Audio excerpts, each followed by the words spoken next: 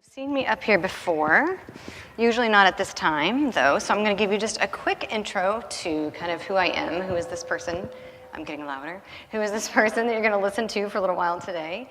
What you should know about me is that I am, it's coming, I feel it. There I am. I am the daughter of these two cuties and the sister to these, my brother and sisters, wife to Chris, you know him, mom of these two little lunatics that run around here, Anna and Peter. I am also the ECB admin, which is the kind of the role that a lot of you know me as. And most recently, aren't these guys cute? Most recently, I have gone back into the classroom ever so part-time. I have one little class of 10 little 7th graders. Sadly, these are not my 7th graders because I keep forgetting to take pictures of my own 7th graders. So these are random 7th graders, but you get the idea, right? These are random middle schoolers that some teacher took a picture of and put on the net, on the web. So, but anyway, I know, but are you feeling it? Like being back in the classroom with these kids is bringing up all these kind of memories of adolescence. Yeah, do you remember it? The angst and the drama, all the awkward glory and horror of it, the desperate desire to find out who you are in your own identity, and the conflicting, equally desperate desire to fit in somehow. All those questions like, am I a jock? Am I a brainiac? Am I a band geek? Am I cool? I don't even know. What is cool? I don't even know that. I remember trying out different hairstyles. This is a goodie. Big hair. Anybody have the big hair? Oh, that was good. Different fashion styles, even different names. This was a thing that my friends and I did a lot. My friend Nancy used to, she changed her name, Nancy. Oh, that's not cool. We're going to write it with an I. And then you gotta dot it with a heart, because that's what you do when you're an adolescent girl, right? So that was Nancy. My bestie Sandra and I started calling ourselves Floor Thor. And then we had that, that's like the combination of our two last names. And then we had that engraved on one of those. Anybody have one of those? Anybody else? Yes, I knew there would be some, yes. Okay, and this other thing that was kind of fun that we would played around with our names, we started calling one another by our names backwards. So Nancy was Icknan, Sandra was Ardness, we've got Enetric, Harris. This was cool, right? It's kind of painful, isn't it, trying to figure out who we are and how we fit into the world around us. And that quest doesn't really end in middle school. It's kind of at its ugliest point sometimes in middle school, but it doesn't end. We have been looking at the lives of Abraham and Sarah, and over the last few weeks in a series that we're calling Waiting Well. And today we're going to be looking at Abram and Sarai and how they found out exactly who they were, and more importantly, who God is. And we'll see again that God is faithful to keep his promises. And maybe you, like my 7th graders, are trying to understand who God created you to be. It doesn't end in 7th grade. Maybe you are wondering if this God that we're talking about can be trusted. Or wondering what it looks like even to live a life with God. What does that even mean? Maybe you're waiting to hear from God or waiting for God to come through on some kind of a promise. That's what we see with Abram and Sarai. They're waiting for God to come through. Pray with me as we get started here. Spirit, meet us here. Lord, wherever our hearts and our minds happen to be today, I ask that you would speak your words of truth and your words of life over us. Come have your way. In his first talk in this series, Matt suggested that how we wait says something about who we are and where we're headed. And we've been looking at how Abraham and Sarah have waited. And I'm going to start by hitting the highlights of the last 3 talks because the backstory of Abraham and Sarah's life is essential to understanding this particular chapter. So I have a little timeline for you. Here we go. So it started with a promise to Abraham. And the Lord said to Abram, "Go from your country and your kindred and your father's house to the land that I will show you. I will make of you a great nation, and I will bless you and make your name great so that you will be a blessing. I will bless those who bless you, and the one who curses you I will curse. And in you all the families of the earth shall be blessed." So Abram went, as the Lord had told him, and Lot went with him. Abram was 75 years old when he departed from Haran. So this is kind of the beginning of Abraham's call. And because of this part here, Abraham went, he was faithful, he obeyed, and Abraham is called the father of faith.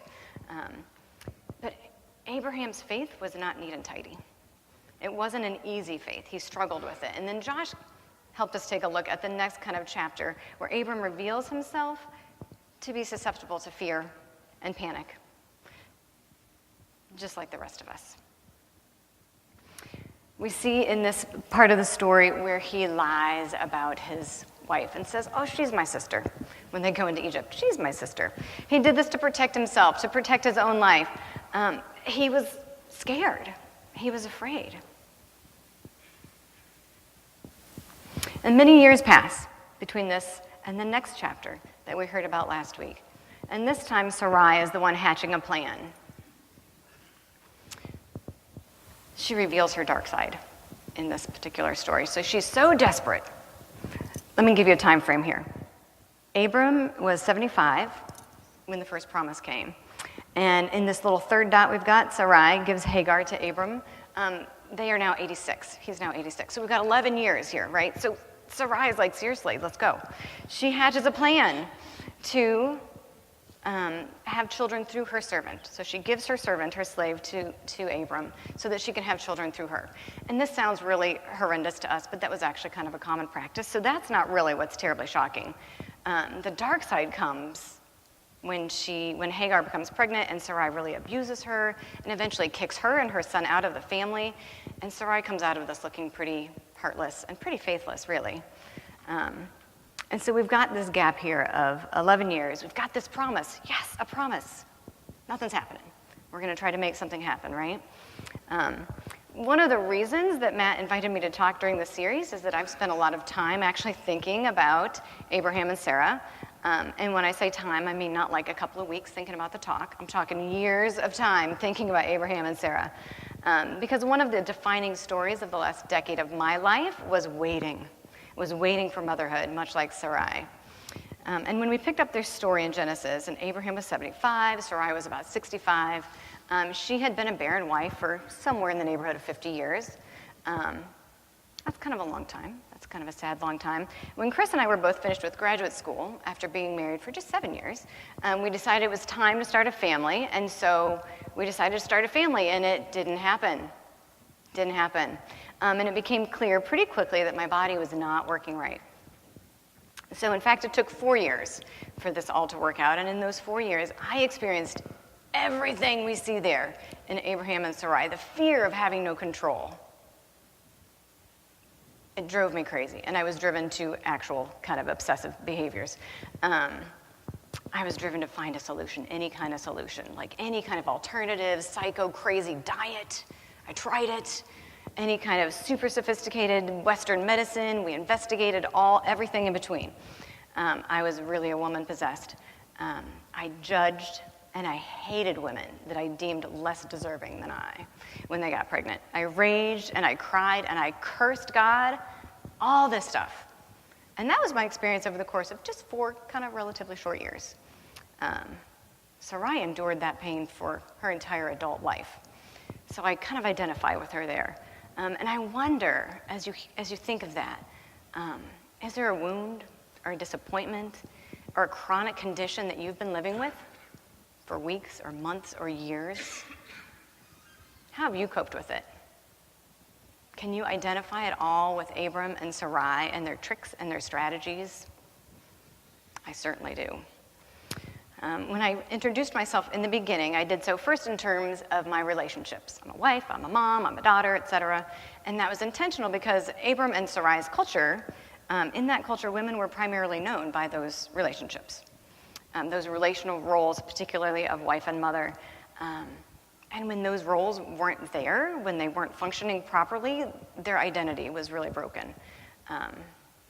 And that is what happened to me. My identity during those years of waiting was broken. All kinds of things, deep and ugly and untrue feelings came up to the surface. Here are a few. If I couldn't have babies, I must not be a woman. Or at best, I'm defective. At best, that's maybe it. I'm a defective woman. If I can't give children to my husband, I'm a pretty useless wife, right? Ugh.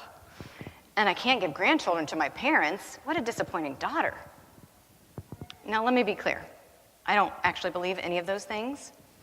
And if a person had come to me, like confessing those things, I'm having these feelings, I would have called those things out as a lie of the enemy, and I would pray against those, because that is what they are. But they felt true. They felt true. And my broken spirit kind of accepted those in, took them on, and kind of lived in them. Sarai must have had some of those thoughts. I'm just guessing. She must have had some of those thoughts, because that was actually true in her culture. Like, we know that's not true, but it was true in her world. So I just wonder what kind of shame and pain she endured over those years. Those years when her sisters and her cousins and her friends were having children. What did Abram endure with her? You can ask Chris what he endured with me. It wasn't pretty. You can ask him that. But he had no children. A man with no heirs had no future. And his name would die with him.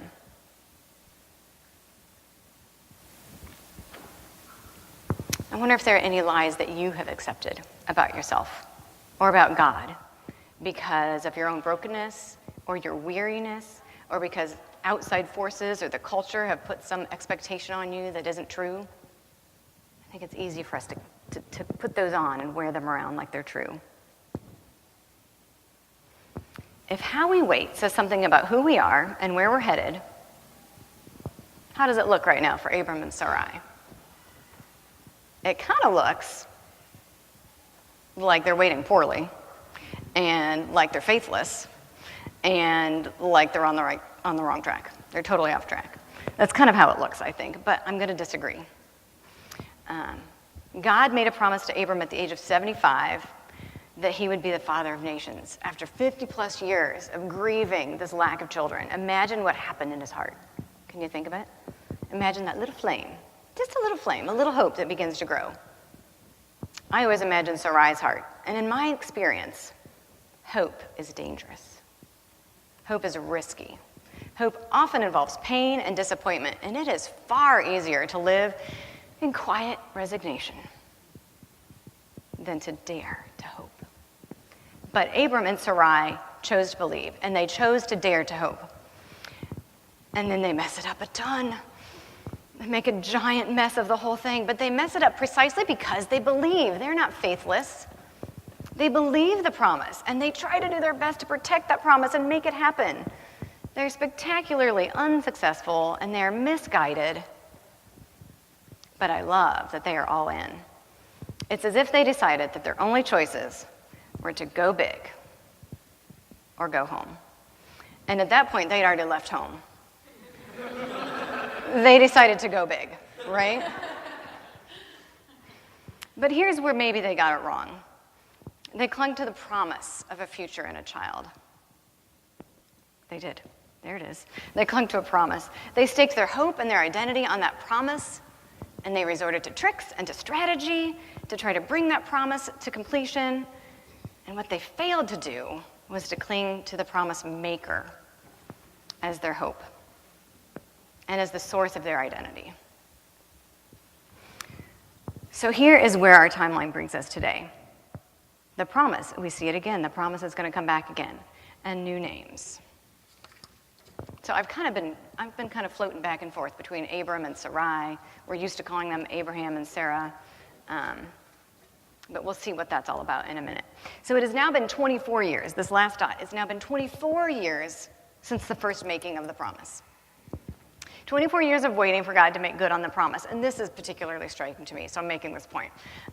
It's striking to me. During our wait, during our 4 years, we had several people share with us prophetic words at different times along the way.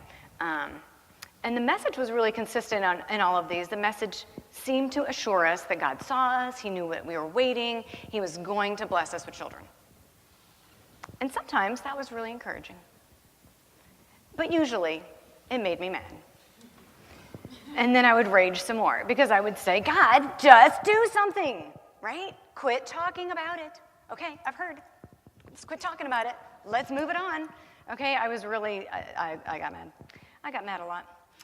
That was a good defining characteristic of me. And I wonder if this was helpful. Was this helpful to hear this again? Was it helpful or was it maddening? But it's a little different this time. Let's see how it's different. When Abram was 99 years old, the Lord appeared to him and said, I am God Almighty. Walk before me faithfully and blameless. Then I will make a covenant between me and you and will greatly increase your numbers. Abram fell face down, and God said to him, as for me, this is my covenant with you. You will be the father of nations. No longer will you be called Abram. Your name will be Abraham. For I have made you the father of many nations. I will make you very fruitful. I will make nations of you, and kings will come from you. I will establish my covenant as an everlasting covenant between me and you and your descendants after you, and the generations to come, to be your God and the God of your descendants after you. The whole land of Canaan, where you now reside as a foreigner, I will give as an everlasting possession to you and your descendants after you, and I will be their God. That's good. That's a good one. Sarai got her own promise in this case. God also said to Abraham, as for Sarai, your wife, you are no longer to call her Sarai. Her name will be Sarah. I will bless her and will surely give you a son by her. I will bless her so that she will be the mother of nations. Kings of peoples will come from her. So God reminds them again that he is God, God Almighty. And he reminds them again that he has a plan for them. And to emphasize his point, he renames Abram and Sarai, and he names them Abraham and Sarah. Names in the Bible have significant meanings, and so I looked this up. You can't do this talk without looking up the significance of the name change here. So here is what I learned. Abram, come on, Abram. Abram means exalted father. Sarai means princely or princess. And that has a real connotation of like ruling, of like being a person of influence and prominence and having some kind of official position. And so Abram becomes Abraham, exalted father of many. Sarah means princess of many. These are not radical changes. What? You would think that if God's going to make a point of giving someone a new name, that it would signify some significant change or new call on their life, but instead, it seems that God is affirming what is already true. What did he say in his promise? What did he say? There it is. He said, I am God Almighty, and down below, I have made you a father of many nations. That's already true. They don't yet have the promised son, but their identity is the patriarch and the matriarch of nations and rulers. That's who they are. That's who God created them to be. They haven't seen it yet, but God is affirming that that's who he created them to be. And by giving them just a little different name, it's he who has named them, right? He is affirming to them, that's who you are. That's who you've always been, and I know it. Your names were not accidents, right? But now it is he who gives them that name and affirms, no, really, that is who you are. That's what I'm about. That's what I'm doing here. And it's he who's going to be faithful to fulfill the promise of their names. What would it look like to allow God to reveal to you what is already true of you? What if you could know what your createdness is? What God's intention is for you? After 4 years of waiting and raging, this happened. And then this amazing creature came into our lives. I don't know why that happened. A little flaw there. You didn't get to see that adorable creature. Well, anyway, that happened, and Anna came. That is our Anna Grace. And her name means, because names mean something to me, her name means grace upon grace, or our gracious gift. Anna and Grace really have the same meaning there. So she joined our family. Even though I had not waited graciously, I had not waited patiently, but God heard me, and he saw me, and he blessed us with Anna.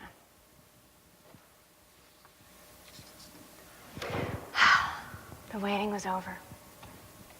But, much to my surprise and frustration, the crisis of identity that was sparked by the waiting was not over. What? This is how I felt. Becoming a mother did not fix me, because that was not really the problem. Still, I wrestled. With anxiety and feelings of worthlessness and self-doubt and feeling apologetic about myself. I did not know how to live a life of freedom with God because I still didn't know who I was. Now I was Anna's mom. What does that mean? Am I qualified for that? I don't even know. I had been placing my identity there, in the hope and the promise of motherhood, rather than in the promise maker. I was still not on solid ground. A few months after Anna was born, Chris and I went on a retreat for vineyard pastors. Chris was a pastor at the time, and he was wrestling with feeling called to leave ministry and to pursue teaching. And so this retreat time was supposed to be time for him to start sorting things out and hear from God. Anna and I were just there for support. One of the components of the retreat was prayer ministry time with a couple of the retreat staff workers who were pastors in their own right in other places. And during our very first prayer time, one of the prayer ministers asked me if I'd ever considered changing my name. And it was as if God was speaking directly to my heart at that moment. Have you ever had that feeling? Like my heart was pounding and I started breathing funny. Oh my goodness, I felt utterly exposed and like I was being seen deeply by God. And the truth is, I'd often thought about it, what it would be like to have a different name as I was growing up. Hadn't thought about it in a serious way, but I'd thought about it. The name I grew up with, the name my parents gave me, and the name I still use with my family is Curtine. That's K-I-R-T-E-N-E, Curtine. That is it. Oh, Curtine. It's got like one name identification, right? There's no last name needed. I'm like Madonna. I'm like Prince, right? So that was the name I grew up with. And I was the fourth child in a family of K names. I have Curtis and Krista and Kelly are my siblings. And so I was the fourth one, and my parents were looking for another K. Didn't think of Karen, I suppose. They found, I'm just saying there are options. So they found my name in the city directory, which is a funny thing that a tiny little town has, which has the names of all the grown-ups and all the kids in every family. So I don't know how they found it, but I know that they found my name in the city directory, and they called the parents of the original Curtine to ask if they could use the name. And they said, okay, sure. I've never met that other Curtine, but she did send me a card when I graduated from high school. That's a little snapshot of small town life. Isn't that funny?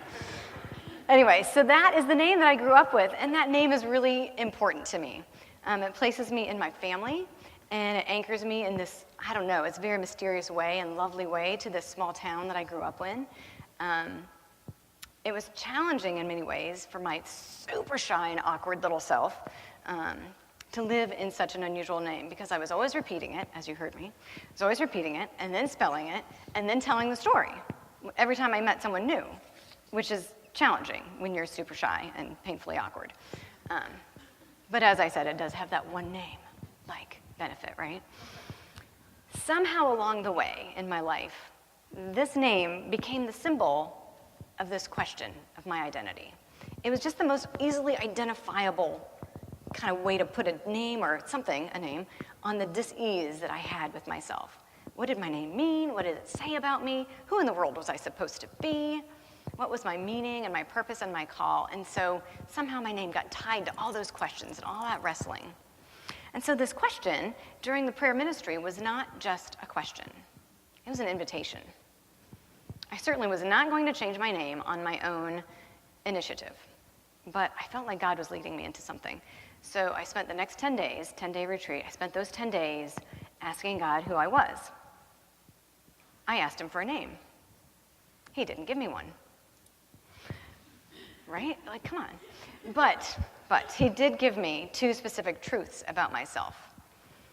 The two phrases that came up over and over during the week were beloved and daughter of the king. And that's pretty great, right? He told me who I am in a really clear, really concrete way, And that was a truth that I could press into. I could learn, with God's help, how to walk it out. The daughter of the king does not apologize for herself, for her own existence. That is not what a daughter of the king does. A daughter of the king has a place and has authority that comes from belonging to the king. That was huge. This is fantastic. Like, wow, like, I got it. This is who I am. But the original question and my initial reaction lingered. Have you ever thought about changing your name? I couldn't get past, like, the reaction I had in that time of prayer. Like, oh, I think there's something there. When we got home from the retreat, I still felt unresolved. I didn't really want to change my name because it's weird and scary, but I also didn't want to miss out on what God was doing. I still felt like he had a new name for me. So I decided to do a little bit of searching to see if I could find a name that goes with that meaning. Beloved daughter of the king. That kind of reverse name search doesn't really exist on Google, or at least it didn't 5 years ago, because I really tried. But we had some baby name books because we just had Anna, and so I looked up a few names that I like, just for fun. None of them fit.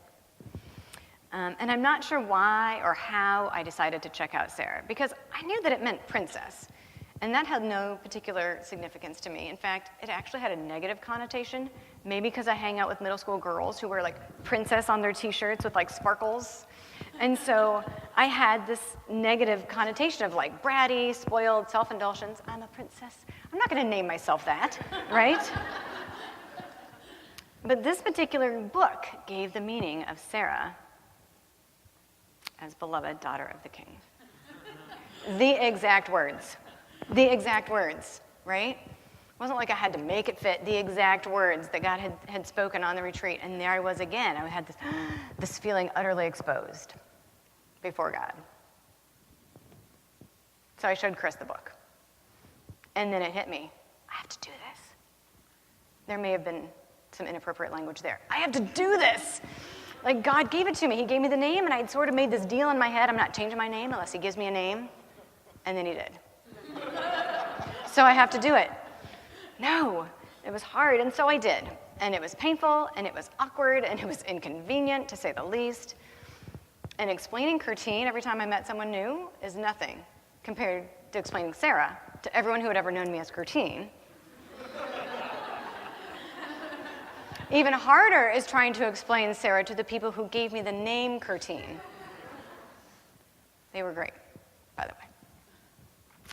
But as I grew into that name, Sarah, as I attempted to walk as one beloved, as one who does not need to apologize for herself and her own existence, I noticed that I felt like I was being seen in a good way. I actually kind of felt like I was being complimented. It's like, oh, wow. And it's been about 5 years now since this happened, and it remains a constant reminder to me of who I am, who I belong to. And it wasn't because of anything I'd done. If anything, I had been obnoxious up to that time in my whining and my frustration and my cursing of God, but it was because of who God is. It was because of his faithfulness, his graciousness, his patience, his compassion. So we look at this story of Abraham and Sarah, and it is not a story of one faithfulness, but it's a story of two faithfulnesses. Faithfulness on two accounts. It is the story of Abraham and Sarah and their flawed and their hard-fought lives of faith. And it's a story of God who is faithful, even in the desert, even in the confusion, even in the waiting.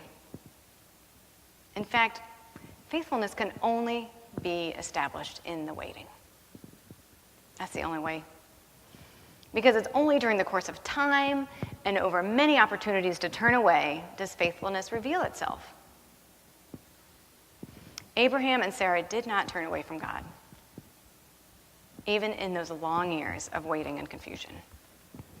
God did not turn away from Abraham and Sarah, even when they lied, when they manipulated, when they mistreated others in their desperate attempts to make something happen. God did not turn away from me, even as I cursed him and I harbored bitterness in my heart and hate. And the story of Abraham and Sarah is also one of identity. Abraham and Sarah were faithful to God's promise. but they did not know who they were after decades of disappointment and struggle. And it seems they did not fully understand who God is. He was the creator, he was the promise maker, and he's the promise keeper. They didn't know that. But God knew them, and he promised to be with them, and he called them by name. And that is the same God who saw me. And he saw my need, and he called me out of confusion into greater understanding of who he is and who he created me to be. And that is the same God who sees you waiting. And he sees your confusion, and he sees your weariness, and he sees your pain, and he sees your disappointment, and he sees your desperate attempts to make something work. And he sees your questions about who he is and who you are. But none of those things can separate you from the love of God. And none of them disqualifies you from that promise of God, because he is faithful.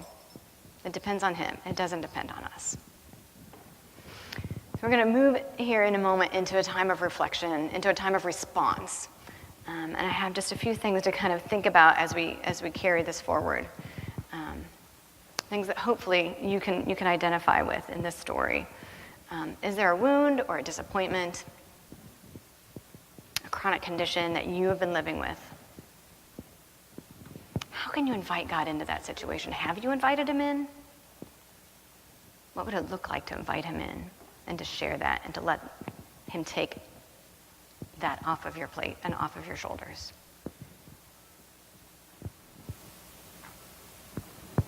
Is there a promise, a hope, or a dream that you're holding on to rather than holding on to God?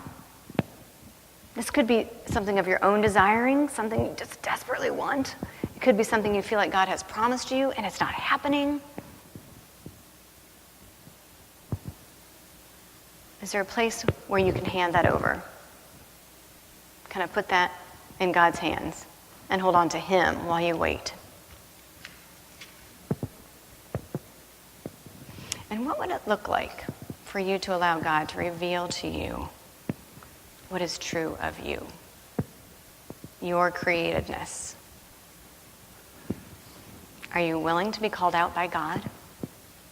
Are you willing to be seen, utterly exposed?